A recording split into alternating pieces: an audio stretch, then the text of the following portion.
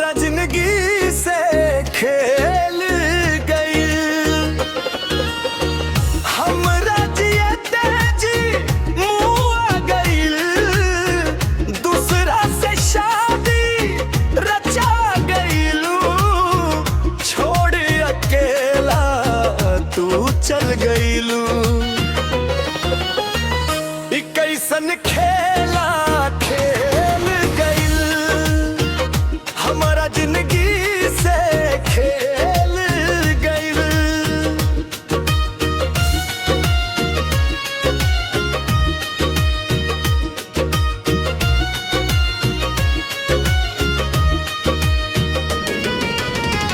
साथ निभावे के कसम खाके हमके बीच राह में छोड़ लू काहे। दिलवा में आग लगा के सजनी, अखिया में आंसू छोड़ लू काहे।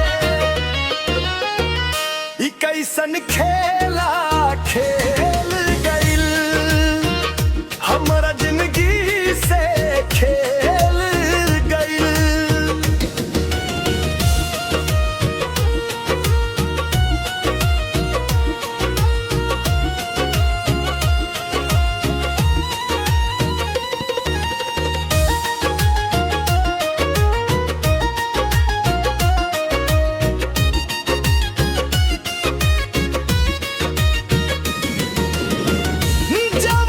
सपना साधु सजवाले ओके तू खुदे तोड़ लू काहे।